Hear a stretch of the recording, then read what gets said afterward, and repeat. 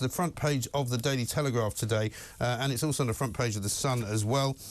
Murderer's asylum con. An asylum seeker who knifed to death an aspiring Marine was on the run for double murder in Serbia when he conned his way into Britain pretending to be a child, right?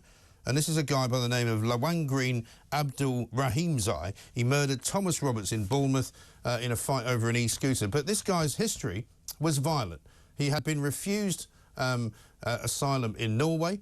He had been in Serbia and killed 2 people with a Kalashnikov and was on the run from a 20-year jail sentence. He somehow managed to smuggle his way into this country pretending to be 14 when he was over the age of 18. So not only was he living here as a child, but he was adopted into the foster care system as a minor. He went to school even though he was over the age of 18. I mean, it's just unbelievable. He also filmed himself beating people up. He was also somebody who fought on the streets for money. He pictured himself on TikTok with a knife, wielding it.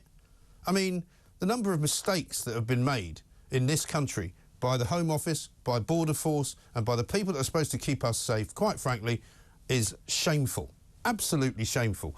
Let's talk to Gavin to find out what he makes of it all. Gavin, a very good morning to you. Morning, Mike. This is an extraordinary tale, even for the useless Border Force and the useless Home Office. You know, I said today I'm quite angry about this because it's one thing to complain about operations not working properly. It's one thing to complain about Border Force seemingly aiding and abetting some of these migrants coming here on small boats. But now we've got somebody dead as a result of their uselessness, and I think it's time to draw a line under it. No, you described yourself as angry, Mike, and I'm angry. I don't often get angry about news stories, but this is just so appalling. A fine young man, Thomas Roberts, let's not forget his name, was murdered by a lunatic, by someone who, aged 16, fired 18 bullets into 2 Afghans in Serbia, murdered them over a row, apparently over an illegal migrant traffic system. And he was a convicted drug killer.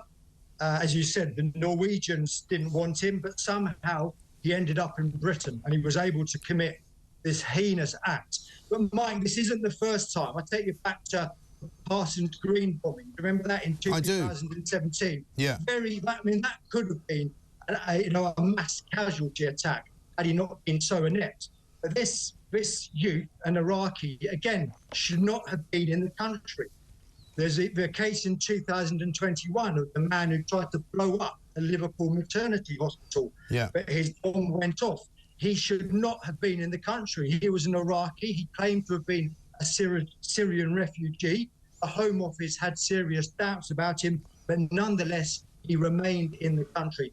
How many more of these incidents are there going to be? It just beggars belief. Well, I mean, I was reading the story this morning in which it detailed how there are at least 50 individuals who have come to this country claiming to be under the age of 18.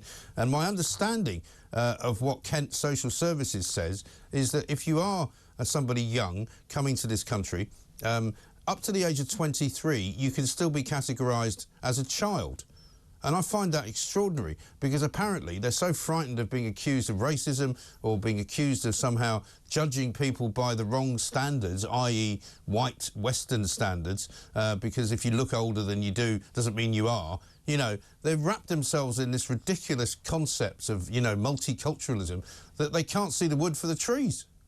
We are literally dying because of political correctness. Yeah.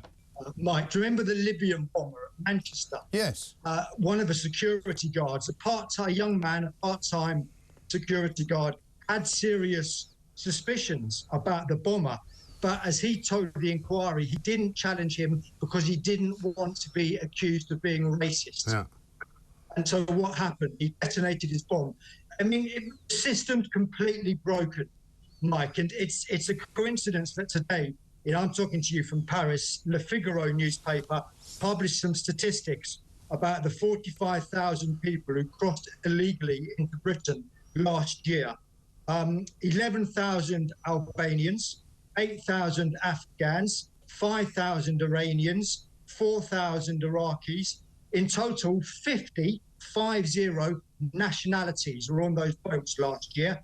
Among the other countries well represented in the top 10, Indians, Kuwait, I'm not sure there's a war in Kuwait at the moment, and the Egyptians. It's just, you know, we can't cope. And so because we can't cope, people are literally dying on the streets, Mike. That's how grave a situation has become.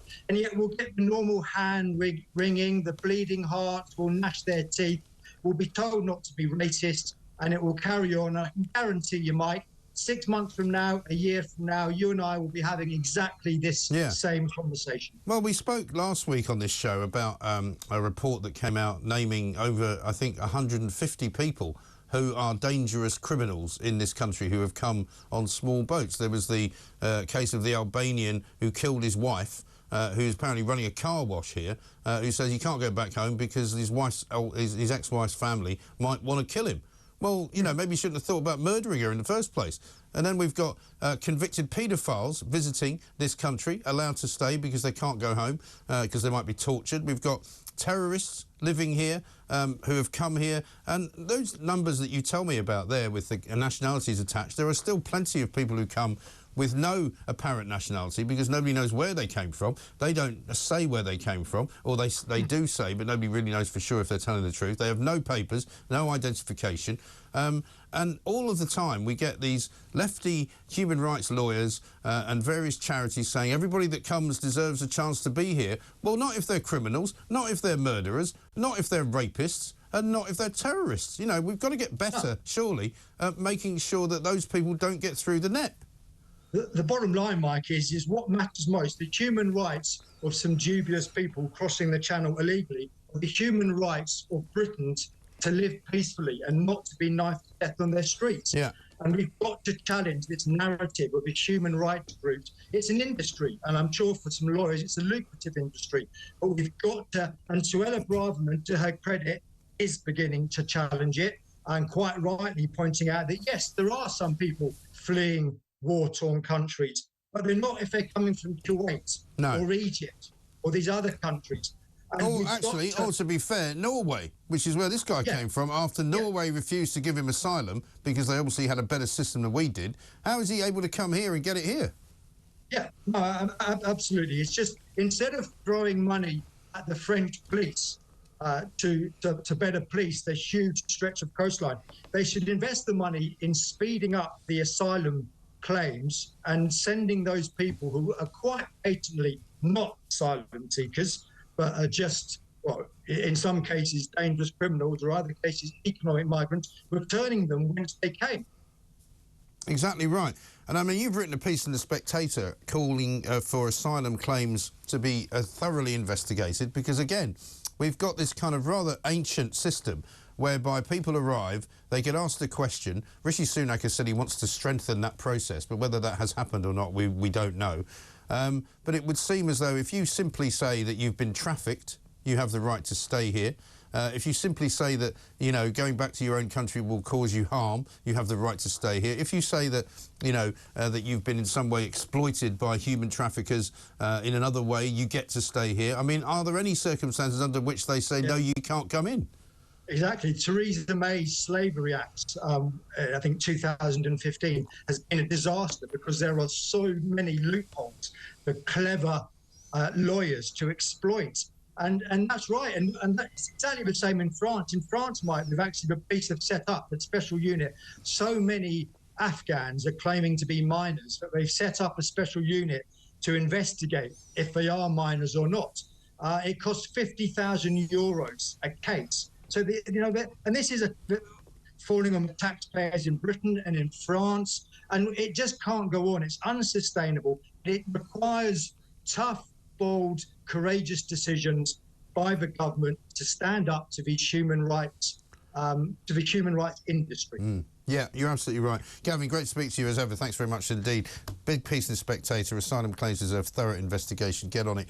You want to read that because that is part of the problem here. But it's now no longer simply something that we can sit here and talk about and complain about because somebody is now dead as a result of this system not working. And I'm afraid that that is unforgivable. Suella Braverman, Rishi Sunak, Boris Johnson, any number of other Home Secretaries, Theresa May as well, Priti Patel, they're all to blame. They've let this happen. They've allowed these people in, and this guy has now murdered somebody in Bournemouth over a scooter.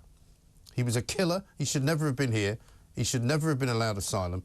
He was refused it in Norway. He murdered 2 Afghans in Serbia. What on earth is going on?